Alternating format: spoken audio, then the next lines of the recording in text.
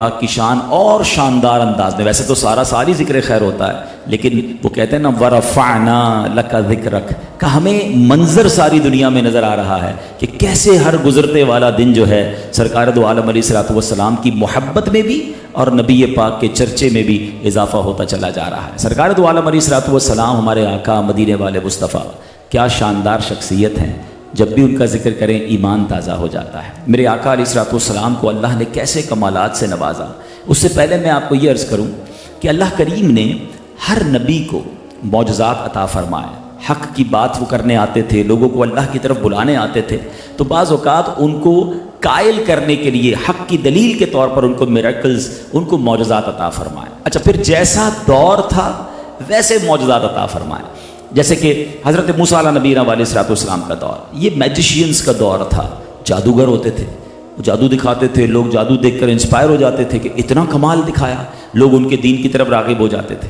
اب جب ان کے مقابلے کے لیے ان کو اللہ کے دین کی طرف بلانا تھا تو اللہ کریم نے حضرت موسیٰ علیہ الصلوۃ والسلام کو عصا کا معجزہ عطا فرمایا، اور یہ ایک ایسا معجزہ تھا کہ وہ عصا، وہ لاٹھی، وہ جنتی لاٹھی تھی کہ جب ان جادوگروں کے سامنے وہ لاٹھی ڈالی گئی تو ان کے سارے جتنے بھی کرتب تھے وہ سارے کے سارے ختم ہو گئے۔ اللہ کریم نے حضرت موسیٰ علیہ الصلوۃ والسلام کو ید بیضا کا معجزہ عطا فرمایا، آپ اپنے گریبان میں اپنا ہاتھ ڈال کر باہر نکالتے وہ روشن ہو جایا کرتا تھا۔ تو اس دور میں ان لوگوں کی جو عقل تھی اس کے مطابق ان کو یہ سمجھے کاؤنٹر کرنے کے لیے ایک شاندار معجزہ حضرت موسیٰ علیہ السلام کو رب نے عطا فرمایا۔ حضرت عیسیٰ علیہ الصلوۃ والسلام کا جو دور تھا وہ میڈیکیشنز کا دور تھا، ڈاکٹرز کا دور تھا، وہ علاج دریافت کر لیتے تھے۔ اس دور میں جب بڑے بڑے علاج ہونے لگے تو لوگ انسپائر ہو گئے کہ یہ اتنی ساری بیماریاں ختم کر لیتے ہیں، معاذ اللہ لوگ انہیں ہی خدا ماننے لگے یا ان کے دین کی طرف چلنے لگ گئے۔ انہوں نے علاج تو بڑے دریافت کر لیے مگر 2-3 جگہ آ کر وہ بھی عاجز ہو جاتے تھے، وہ کوڑ کے مرض کو ٹھیک نہیں کر پا رہے تھے، مادر ذات جو اندھا ہوتا ہے بائی برتھ بلائنڈ اس کو ٹھیک نہیں کر پا رہے تھے۔ اچھا، اس کے بعد مرنے والے کو کون زندہ کر سکتا ہے؟ تو وہ ان چیزوں میں عاجز تھے، باقی آلموسٹ بیماریوں کا علاج انہوں نے دریافت کر لیا۔ حضرت عیسیٰ علیہ السلام آئے تو سبحان اللہ، اللہ کریم نے ان کو کیا معجزہ عطا فرمایا کہ وہ کوڑ کے مریض پر دم کرتے تھے وہ صحتیاب ہو جاتا تھا، بائی برتھ بلائنڈ جو ہوتا تھا اب اس پر دم کرتے وہ آنکھ والا ہو جاتا۔ اب وہاں کی قوم نے کہا ٹھیک ہے، ہم نے یہ دیکھا، آپ نے یہ علاج کر لیا، مگر ہم جب مانے جب آپ مردہ زندہ کر کے بتائیں۔ تو سبحان اللہ، آپ مردے کے پاس جا کر فرماتے کم بإذن اللہ، اللہ کے حکم سے کھڑا ہو جا تو مردہ کھڑا ہو جایا کرتا، زندہ ہو جایا کرتا۔ تو اب اللہ نے یہ معجزہ حضرت عیسیٰ کو عطا فرمایا، بیکاز وہ وقت میڈیکیشن کا اور اس طرح کا تھا۔ سبحان اللہ۔ اب حضرت صالح علیہ السلام کی بات کر لیتے ہیں۔ اچھا، وہ قوم بھی بڑی کمال کی قوم ہے، اس قوم کے بارے میں جب ہم پڑھتے ہیں بلکہ اب تو اپنی نیکڈ آئی سے ہم دیکھ سکتے ہیں کہ اس قوم کے اندر یہ کمال تھا کہ وہ پہاڑوں کو تراش لیتے تھے، بڑے بڑے ماؤنٹینز کے اندر اپنے گھر بنا لیتے تھے۔ بلکہ آج بھی آپ جائیں تو 2 جگہیں ایسی ہیں کہ جو آپ دیکھ سکتے ہیں کہ پچھلی قوموں پہ کیسا کمال تھا۔ جارڈن میں ایک علاقہ پیٹرا کہلاتا ہے، اور اگر مدائن صالح چلے جائیں مدینہ شریف میں خیبر کے آگے، مفتی صاحب کے ساتھ ہی میری وہاں حاضری ہوئی تھی ایک بار، اور ہم حیران، یعنی اس گھر سے اونچی عمارت اور اتنے بڑے بڑے گیٹ بنے ہوئے ہیں۔ اس زمانے میں کرین کہاں سے آئی، اس زمانے میں مشینری کون سی تھی؟ تو اس قوم کے ہاتھ میں یہ پہاڑ موم کر دیا گیا تھا، وہ جیسے چاہتے تھے گھر تراش لیتے تھے۔ ان کی سائز بھی کتابوں میں آتا ہے 50-50 60-60 ہاتھ لمبے قد تھے ان کے۔ تو وہ بہت غرور، تکبر، اپنے آپ کو بہت کچھ سمجھنے لگے، چونکہ رہتے ہی پہاڑوں میں تھے تو دماغ بھی ویسے ہی ہو گیا۔ تو جب حضرت صالح علیہ الصلوۃ والسلام تشریف لائے تو انہوں نے کہا کہ ہم پہاڑ تو ہم کاٹ کوٹ کے گھر بنا لیتے ہیں، پہاڑ بچہ نہیں دیتا۔ ہم جب آپ کو اللہ کا نبی مانے، جب پہاڑ کے اندر سے آپ اونٹنی نکال کر بتائیں اور وہ اونٹنی گابن بھی ہو، پریگننٹ بھی ہو، بچہ بھی دے، اب یہ ہے تو بڑی عجیب سی بات، مگر آپ نے سبحان اللہ اشارہ فرمایا اللہ کے حکم سے، پہاڑ شک ہوتا ہے، اونٹنی بھی باہر آتی ہے، وہ بچہ بھی دیتی ہے۔ بہرحال طویل واقعہ ہے، جنہوں نے ایمان لانا تھا ایمان لائے، نہیں ماننا تھا نہیں مانا۔ اب سبحان اللہ، جناب رسول اللہ کے آخری نبی صلی اللہ تعالیٰ علیہ وسلم کا دور آتا ہے، اور یہ دور اس زمانے کے لوگ کیسے تھے یہ سمجھنا بہت ضروری ہے۔ نبی پاک علیہ الصلوۃ والسلام جس قوم میں تشریف لائے اس قوم کو اپنی فصاحت کا، اپنی بلاغت کا، اپنی انٹلیکچوسٹی کا بڑا لاز تھا، وہ باتوں میں بڑے ماہر تھے، ان کے جملوں میں بڑی فصاحت تھی، بڑی گہرائی تھی۔ آپ کو جان کر حیرت ہوگی کہ اس زمانے کے لوگ نہ صرف تلواروں سے لڑتے تھے بلکہ اشعار سے بھی مقابلے ہوتے تھے، الفاظ سے مقابلے، کمپٹیشن ہوتے تھے۔ ایک قوم دوسری قوم کے لیے اس کے خلاف اشعار لکھتی اور وہ اس کے رپلائی میں اشعار لکھتے تھے. بلکہ خود سرکار دو عالم علیہ الصلوۃ والسلام کا ایک دور ایسا گزرا کہ نبی پاک علیہ الصلوۃ والسلام جب غزوات میں شرکت فرماتے تو دشمن معاذ اللہ نبی پاک کی گستاخی میں اشعار لکھتے اور ادھر سے صحابہ کرام جواب میں نبی پاک کی نعتیں لکھ کر بھیجا کرتے تھے. تو اے نعت خوانی کرنے والوں، نعت سننے والوں، تمہیں مبارک ہو. یہ سلسلہ تو بہت پرانا ہے اور نبی پاک کا دفاع کرنا، گستاخان رسول کا مقابلہ کرنا اور سرکار دو عالم علیہ الصلوۃ والسلام کی شان بیان کرنا، یہ اس زمانے سے صحابہ کا طریقہ ہے. اللہ سے دعا ہے کہ اللہ زندگی بھر ہمیں اسی طریقے پر قائم رکھے. حضرت عبداللہ بن رواحہ رضی اللہ عنہ کے بارے میں تو نبی پاک یہاں تک ارشاد فرماتے کہ حدیث پاک کا خلاصہ ہے کہ عبداللہ تمہارے اشعار دشمنوں کے لیے تیر کی مانند ہیں. جب یہ جواب لکھتے تھے نا تو ان کے سینوں پر تیر چلتے تھے جب وہ نبی پاک کی شان بیان کرتے تھے. بہرحال پیارے آقا علیہ الصلوۃ والسلام اس دور میں تشریف لائے. اور ایک اور بڑی کمال کی بات یہ ہے کہ اس قوم نے نبی پاک کو دیکھا تھا کہ آپ کسی انسٹیٹیوٹ میں، کسی مدرسے میں نہیں گئے، کسی استاد کے پاس نہیں گئے. اتنی ساری فصاحت اور بلاغت اور اتنی کمال کے گفتگو کرنے والے لوگوں سے مقابلہ کرنے کے لیے کہیں بڑی تیاری کی ضرورت تھی، مگر وہ جانتے تھے کہ کہیں نہیں گئے. اور جب نبی پاک علیہ الصلوۃ والسلام نے اس قوم کے سامنے گفتگو کرنا شروع کی، اللہ کریم نے میرے آقا کو وہ الفاظ عطا کیے، وہ فصاحت عطا کی، وہ بلاغت عطا کی کہ وہ بڑے بڑے انٹلیکچوئل شاکڈ ہو گئے کہ یہ گفتگو کہاں سے آ رہی ہے. اللہ اکبر. اور انہی خوبصورت الفاظ کا ذکر سیدی اعلیٰ حضرت فرماتے ہیں نا، کیا لکھتے ہیں کہ نبی پاک کا کلام کیسا تھا؟ میں نثار تیرے کلام پر ملی یوں تو کس کو زبان نہیں، وہ سخن ہے جس میں سخن نہ ہو، وہ بیان ہے جس کا بیان نہیں. آقا تیرے آگے یوں ہیں دبے لچے فصحا عرب کے بڑے بڑے، کوئی جانے منہ میں زبان نہیں بلکہ جسم میں جان نہیں. نبی پاک نے اس دور میں جب گفتگو فرمائی لوگ حیران ہو گئے اور پیارے آقا کی اس فصاحت، جن کے دلوں میں ایمان آنا تھا وہ ایمان لانا شروع ہوئے، نبی پاک کی پیاری پیاری باتیں سنتے اور کلمہ پڑھ کر مسلمان ہو جاتے. لیکن سرکار دو عالم علیہ الصلوۃ والسلام کو صرف وہی ایک معجزہ نہیں، بلکہ علماء بتاتے ہیں کہ جتنے انبیاء گزرے کم و بیش 1,24,000 انبیاء، ان سب کو جتنے معجزات دیے گئے ان سب کا ٹوٹل، ان سب کا مجموعہ نبی پاک کو عطا کیا گیا. بلکہ کچھ ایکسکلوسیو، کچھ اور معجزات بھی ایسے عطا فرمائے گئے جو کائنات میں کسی اور کو نہیں دیے گئے. یہ شان ہے جناب رسول اللہ صلی اللہ تعالیٰ علیہ وسلم کی. اب ہو سکتا ہے کہ اچھا پھر نبی پاک کا دور صرف وہ دور تو نہیں تھا نا، ہمارا بھی دور پیارے آقا ہی کا دور ہے. صبح قیامت تک نبی پاک ہی کا دور ہے. آپ تو آخری نبی ہیں، آپ کے بعد کسی نبی نے نہیں آنا. تو آج تو سائنس نے اتنی ترقی کر لی ہے، آج موبائل فون، انٹرنیٹ نے دنیا کتنی آسان کر دی ہمارے لیے. گلوبل ولیج بن گیا، ٹریول کتنا فاسٹ ہو گیا، صبح بندہ کہیں ہوتا ہے، شام کہیں ہوتا ہے. اور یہ سب چیزیں دیکھ کر ہو سکتا ہے آج کا کوئی سائنس کا دیوانہ کھڑا ہو اور کہے کہ جناب ہر دور کے لوگوں کی عقلوں کے مطابق اور ان سے اوپر لیول کا معجزہ جو ہے اللہ نے انبیاء کو عطا کیا. تو بتائیے سائنس کی اتنی ترقی، اب تو چاند پہ انسان جا رہے ہیں اور اس کے آگے کی باتیں ہو رہی ہیں، مریخ پر اور بلیک ہول اور پتہ نہیں کیا کیا باتیں ہو رہی ہیں. تو بتائیں کہ نبی پاک علیہ الصلوۃ والسلام جو اس دور کے بھی نبی ہیں، تو کوئی ایسا معجزہ ہے جو سائنس کو جواب دے سکے؟ ایسا کوئی میریکل ہے؟ اللہ اکبر. کیا شان ہے میرے رب عز و جل کی. اور رب نے کیسی عطائیں نبی پاک کو عطا فرمائیں. ٹھیک ہے دنیا چاند پہ اتر کر خوشیاں منا رہی ہے اور میرے آقا تو وہ ہیں کہ مکے کے پہاڑ پر کھڑے ہو کر چاند کو اشارہ کرتے ہیں تو 2 ٹکڑے ہو جاتا ہے. اچھا صرف 2 ٹکڑے نہیں ہوا، ہاں کسی بھی چیز کو توڑنا ٹھیک ہے یہ بھی ایک کام ہے، مگر اس کو دوبارہ ویسا ہی جوڑ دینا اٹس کوائٹ ڈیفیکلٹ. اور اس زمانے کے لوگوں نے کہا کہ حضور توڑ تو دیا، اب اس کو جوڑ کے بھی بتائیں. اور نبی پاک نے پھر اشارہ فرمایا تو وہ چاند جو ہے ایسا جڑتا ہے کہ آج بھی اس کی چاندنی جو ہے وہ راتوں کو رنگین کر رہی ہے.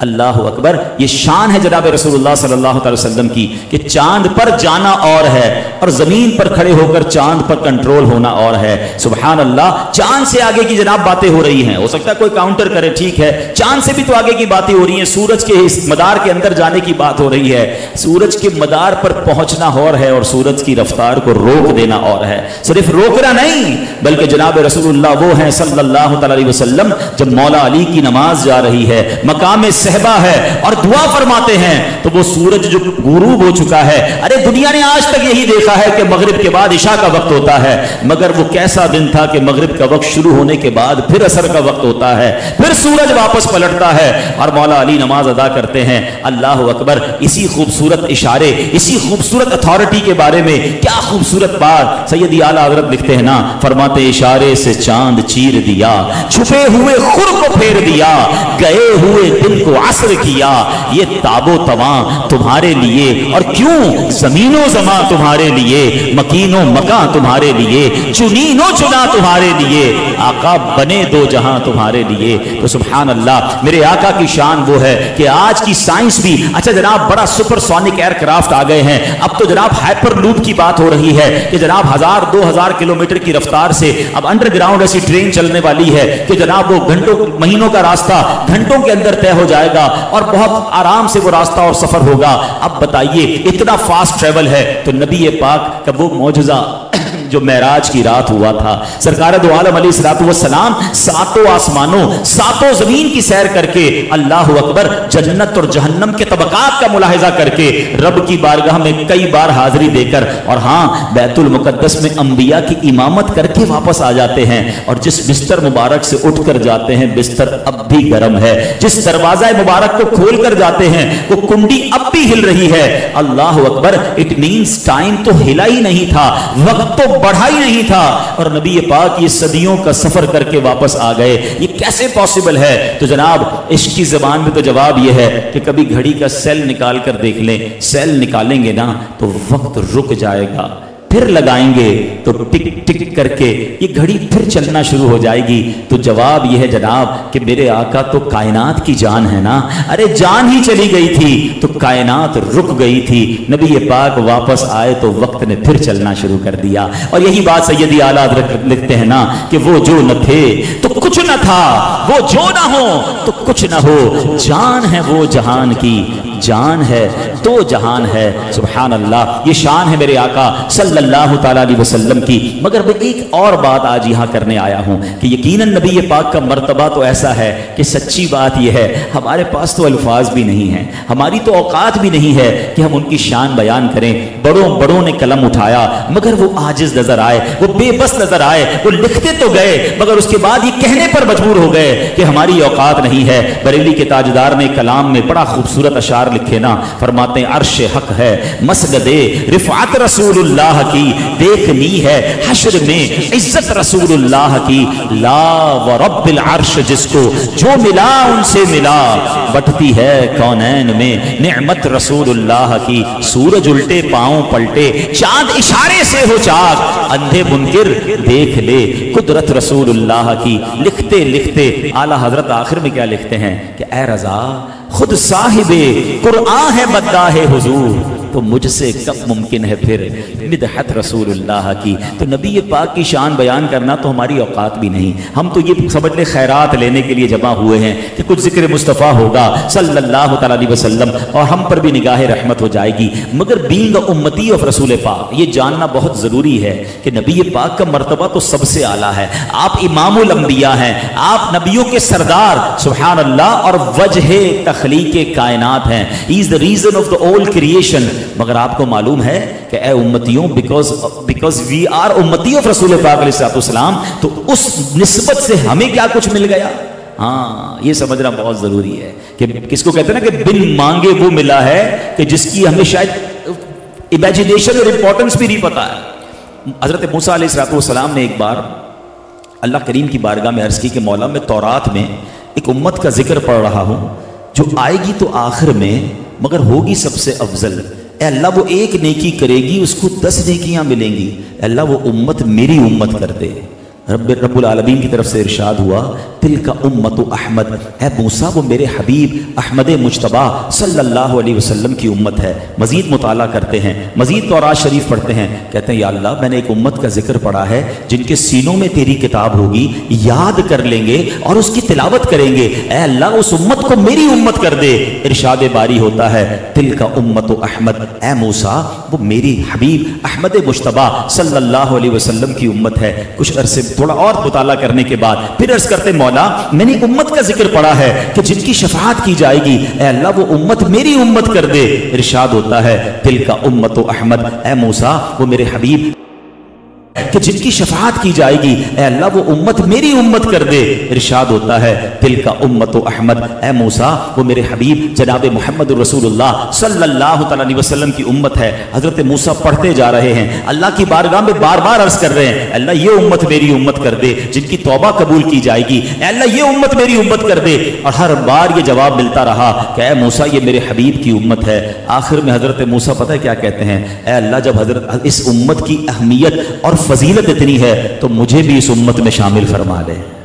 کلیم اللہ ہے مگر کیا فرما رہے ہیں، عرض کر رہے ہیں کہ مولا مجھے بھی نبی پاک آخری نبی کی امت میں شامل کر لے۔ اے امتیوں یہ مقام ہے تمہارا، وہ ہمارے نبی ان کے ہم امتی، امتی تیری قسمت پہ لاکھوں سلام، میری خوش قسمتی میں تیرا امتی۔ ہمیں شاید اندازہ ہی نہیں ہے کہ ہمیں کتنا بڑا مقام دے دیا گیا۔ قیامت کے دن ہم بے شک سب سے آخر میں آئے ہیں، مگر قیامت کے دن سب سے پہلے نبی پاک جنت میں جائیں گے، اور اس کے بعد تمام امتوں میں سب سے پہلے جو امت جنت میں جائے گی وہ جناب رسول اللہ کی امت ہوگی۔ اور جب تک امت رسول داخل نہیں ہوگی جنت میں، یہ جنت باقی تمام امتوں کے لیے ممنوع ہوگی، حرام ہوگی۔ اور یہی بات سیدی اعلیٰ حضرت لکھتے ہیں نا، آپ فرماتے خلد ہے سب پر حرام، جائے نہ جب تک غلام، خلد ہے سب پر حرام، جائے نہ جب تک غلام، ملک تو ہے آپ کا تم پہ کروڑوں درود۔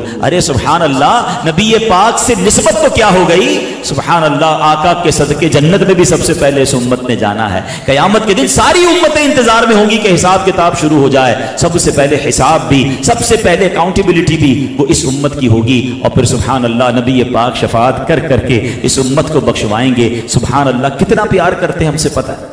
قرآن میں رب نے فرمایا نا وَلَسَوْفَ يُعْطِيكَ رَبُّكَ فَتَرْضَىٰ، اے محبوب امن قریب تمہیں اتنا عطا کریں گے کہ تم راضی ہو جاؤ گے۔ مجھے اور آپ کو کوئی بہت بڑی پرسنالٹی مل جائے، پریزیڈنٹ سے ملاقات ہو جائے، پی ایم سے ہو جائے، کوئی بہت بڑے آدمی سے ملاقات ہو جائے، کہ بتاؤ کیا چاہیے، what ever you want ask, پوچھو مانگو کیا چاہیے۔ ہم میں سے کوئی اپنی کوئی فائل نکال کے دے گا، کوئی پلاٹ مانگ لے گا، کوئی پاسپورٹ مانگ لے گا، کوئی اپنا کوئی مسئلہ حل کروانے کی کوشش کرے گا۔ میرا رب فرما رہا ہے، کائنات کا خالق و مالک، وَلَسَوْفَ يُعْطِيكَ رَبُّكَ فَتَرْضَىٰ، اے محبوب ان قریب اب تمہیں اتنا دیں گے کہ تم راضی ہو جاؤ گے۔ تو نبی پاک نے کیا مانگا؟ آپ فرماتے میں اس وقت تک راضی نہ ہوں گا جب تک اپنے ایک ایک امتی کو جنت میں نہ لے جاؤں۔ اعلیٰ حضرت کہتے ہیں نا، جو نہ بھولا ہم غریبوں کو رضا، آقا نہیں بھولے ہمیں، جو نہ بھولا ہم غریبوں کو رضا، یاد اس کی اپنی عادت کیجیے۔ تو ہمیں پیارے آقا کا امتی ہونے میں اس قدر انعامات ہیں کہ وہ ہمیں وہاں بھی یاد رکھیں، لیکن ایز اے امت اب کوئی ہماری بھی ذمہ داری ہے کہ نہیں؟ ہاں یہ سمجھنا بہت ضروری ہے۔ خیر الامم ہو گئے ہم، خیر الانبیاء ہے نا، تو یہ امت خیر الامم ہوئی، یہ آخری نبی کی آخری امت ہے۔ بہت ساری اس کی توجیحات علماء نے بیان کی کہ ہم پر کتنی اور مہربانیاں ہوئی ہیں۔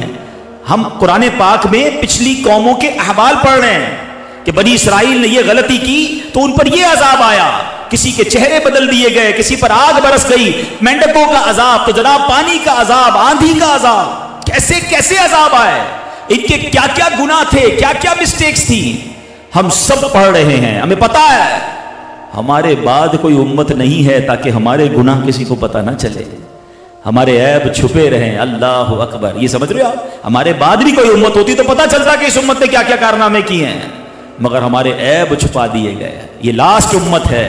سبحان اللہ، آج جو عیب کسی پر نہیں کھلنے دیتے، آج جو عیب کسی پر نہیں کھلنے دیتے، کب وہ چاہیں گے میری حشر میں رسوائی ہو۔ سبحان اللہ، اے امتیوں تمہارا اتنا خیال رکھا گیا ہے، مگر امتی کو بھی تو کچھ خیال رکھنا ہے کہ نہیں، کہ میں کس نبی کا امتی ہوں کہ جس امت میں آنے کے لیے انبیاء تمنا کر رہے ہیں، مجھے رب نے بن مانگے امتی بنا دیا۔ تو اے میرے پیارے اسلامی بھائیو، اس بات کا میں یہ چاہتا ہوں کہ ربیع الاول کے ان اجتماعات میں ہم اپنی لائف پر غور کریں۔ ایک بار پیارے آقا علیہ الصلوۃ والسلام کے سامنے سے ایک جنازہ گزرا، کچھ لوگ تھے، انہوں نے اس میت کی بڑی اچھی باتیں کی، تعریف کی، اچھا آدمی تھا، نیک آدمی تھا۔ سمری حدیث کی عرض کر رہا ہوں، نبی پاک نے فرمایا وجبت، واجب ہو گئی۔ ایک اور جنازہ گزرا تھوڑی دیر بعد، لوگوں نے اس کے بارے میں باتیں کی کہ بندہ ٹھیک نہیں تھا، گناہ گار تھا، یا واٹ ایور تکلیف دیتا تھا، ظالم تھا۔ پیارے آقا نے فرمایا وجبت، واجب ہو گئی۔ صحابہ نے پوچھا حضور پہلا جنازہ گزرا تب بھی آپ نے یہی کہا, دوسرے جنازے پر بھی آپ نے یہی فرمایا؟ فرمایا کہ جس جنازے پر تم نے اچھی باتیں کی, اس کی نیکی کی گواہی دی, اس پر جنت واجب ہو گئی, اور جس جنازے پر تم نے اس کی برائیاں بیان کی اس پر جہنم واجب ہو گئی, کیونکہ تم اللہ کے زمین پر گواہ ہو. یہ امت گواہ ہے, یعنی یہ امت جس کے بارے میں جو گواہی دے. اب اس حدیث سے ہمیں یہ سیکھنا ہے کہ میرے بارے میں لوگوں کا پرسپشن کیا ہے. کچھ لوگ تو بڑی عجیب لائف گزارتے, کہتے ہیں جو لوگوں کو کہنا ہے کہنے دو, میں اپنی زندگی گزاروں گا, میں جو بھی کروں میرا مسئلہ ہے. کسی پر ظلم کرتے ہیں, کسی کا دل دکھاتے ہیں, کسی کو تکلیف پہنچاتے ہیں, کہتے ہیں میرا بگاڑ کوئی نہیں سکتا, میرے بارے میں کوئی کچھ نہیں کر سکتا, میرا بڑا کر و فر ہے. یہ مت سوچا کرو, یہ امت گواہ ہے. زندگی ایسی گزارو کہ مرنے کے بعد بھی لوگ اچھے الفاظ میں یاد کریں, ہاتھ اٹھا کر کوئی ہمارے لیے ایصال ثواب کر دے. تکلیفیں دے دے کر بھی لوگ دنیا سے جاتے ہیں, اور مرنے کے بعد بھی لوگ کہتے ہیں کہ جان چھوٹی دنیا سے گیا. اب بتاؤ اس کا بننا کیا ہے؟ ہم نبی پاک کے امتی ہیں, ہمیں لائف ایسی گزارنی ہے کہ زندگی میں بھی لوگ ہمارے بارے میں اچھی بات کریں. مجھے تو ایسا امتی بننا چاہیے کہ مجھے دیکھ کر بندہ کہے کہ یار جب امتی ایسا ہے تو اس کا آقا کیسا ہوگا, جہاں امتی کا کردار ایسا ہے تو اس کے نبی علیہ الصلوۃ والسلام کی تعلیمات کیسی ہوں گی. مگر انفارچونیٹلی پرابلم یہ ہو گیا کہ امتی کو دیکھ کر لوگ اسلام کو برا بھلا کہہ رہے ہیں, کہ جھوٹ بولتے ہیں, بددیانتی کرتے ہیں, دھوکہ دیتے ہیں, موقع ملتا ہے تو چوری کرتے ہیں. ذرا سوچئے نا, اے میلاد بنانے والوں, یقیناً گھر سجانا, پرچم لگانا, نیاز کرنا بہت اچھی بات ہے, ہر سال کیجئے اور کیجئے, مگر مزہ یہ ہے کہ میرا کردار بھی بدلے. میلاد کا مہینہ آئے تو لوگ نوٹس کریں کہ یار کمال ہے, یہ تو کتنی نرم باتیں کرنے والا ہو گیا, معافی درگزر کرنے والا ہو گیا, سچ بولنے والا, 5 وقت کا نمازی ہو گیا. اس کے کردار سے جھلک رہا ہے کہ یہ نبی پاک کا سچا امتی ہے. ورنہ میلاد بھی میرے گھر میں ہو اور میں جناب دھوم دھام سے لنگر بھی کروں اور اس کے بعد بھی نمازیں قضا ہو رہی ہوں, اس کے بعد بھی جناب میرے کردار اور میری معاملات ویسے ہی چل رہے ہوں. نہ کیجیے ایسا, ہماری رسپانسبلٹی ہے. وی آر دا امت آف رسول پاک علیہ الصلوۃ والسلام. جب اتنی بڑی نعمت دی گئی ہے تو کہیں نہ کہیں پوچھا تو جائے گا نا کہ جس امت میں تمہیں بنایا, جس میں آنے کے لیے انبیاء ترس رہے تھے, اور تم اس امت میں جا کر بھی غلط کام کرتے رہے. قرآن پتہ ہے ہم پر پراؤڈ کرتا ہے. قرآن فرماتا کنتم خیر امت اخرجت للناس تأمرون بالمعروف وتنہون عن المنکر. تم بہترین امت ہو. اچھا بہترین کیوں کہا قرآن نے؟ اس لیے نہیں کہ بڑے بڑے بنگلے ہیں, بڑی بڑی ڈگریاں ہیں, بڑی کارز ہیں, دنیا بھر کا ٹریول ہے. the reason why we are best تو کیونکہ تم لوگوں پر جا کر نیکی کی دعوت دیتے ہو, اچھائی کی دعوت دیتے ہو اور برائی سے منع کرتے ہو. اللہ اکبر. this is our duty being a ummah of رسول پاک. ہم یہ کر رہے ہیں کہ ہم نیکی کی دعوت کے لیے کچھ ٹائم دیتے, کیا برائی سے روکنے کے لیے کچھ کردار ادا کرتے ہیں, یا ہم خود برائی میں انوالو ہو کے انجوائے کرتے ہیں؟ کچھ لوگ تو وہ ہیں معاذ اللہ, کہتے ہوئے بھی مزہ نہیں آ رہا, وہ برائی کی دعوت دے رہے ہوتے ہیں. ان کے پاس جب بھی جاؤ کوئی برائی کا ہی آئیڈیا ہوگا. اچھا اب تو یہ آ گیا سوشل میڈیا ہے, دیکھیں گناہ ہو گیا بندہ چھپائے اور توبہ کرے. اب تو دیدہ دلیری اتنی ہے کہ حرام کام کیا اس کو شیئر بھی کیا. میں نے یہ نئی فلم آئی ہے دیکھ لی, تم دیکھ لو. یہ نیا ویڈیو کلپ گانے کا معاذ اللہ کوئی بے پردہ لڑکی کا ہے, میں نے دیکھا, اب آپ بھی دیکھیں, شیئر کر دیا اس کو, چٹکلوں کے نام پر, کامیڈی کے نام پر, یعنی برائی کی دعوت. کوئی نہ کوئی برائی کا نیا آئیڈیا لے کر آتے ہیں. ارے میں تو نبی پاک کا وہ امتی ہوں جس کے بارے میں قرآن کہہ رہا ہے تم نیکی کی دعوت دیتے ہو اور برائی سے روکتے ہو. کیا یہ ڈیوٹی سر انجام میں دے رہا ہوں؟ اللہ اکبر. اب اس پورے سینیریو میں دعوت اسلامی کا کردار سمجھیں. اللہ سلامت رکھے دعوت اسلامی کو اور اس کے ماحول کو. میں آپ کو صحیح کہہ رہا ہوں, یہ بیوٹی تو ہماری اور آپ کی قرآن نے لگائی تھی. دعوت اسلامی نے تو آسان کر دی کہ چلو مدنی قافلے میں چلو جناب کسی کو نیکی کی دعوت دینے چلو. یہ قرآن نے مجھے اور آپ کو کہا تھا, اکیلا کیسے کرتا. تو کبھی کبھی جایا کرے مدنی قافلے میں. آپ ذرا سوچیں نا کیا ہوتا ہے مدنی قافلے میں. 3 دن کے لیے جا کر نماز کے لیے لوگوں کو بلا رہے ہیں, لوگوں کو سنتیں سکھا رہے ہیں, خود بھی مسجد میں دوسروں کو بلا رہے ہیں. اور ذرا خود سوچیں گنبد خضرا کے مکین جب ملاحظہ فرماتے ہوں گے کہ میرا امتی یہ 3 دن کے لیے, 12 دن کے لیے, 1 ماہ کے لیے پیسے کمانے نہیں, اس لیے گیا ہے کہ میرے ہی امتیوں کو نماز کے لیے بلائے, میرے ہی امتیوں کو سنتیں سکھائے, تو پھر کتنا پیار نبی پاک علیہ الصلوۃ والسلام فرمائیں گے. تو خدارا اس ڈیوٹی کو سمجھیے اور ایسے امتی مجھے اور آپ کو بننا ہے. وہ شاعر کہتے ہیں نا, فنا اتنا تو ہو جاؤں میں تیری ذات عالی میں, جو مجھ کو دیکھ لے اس کو تیرا دیدار ہو جائے۔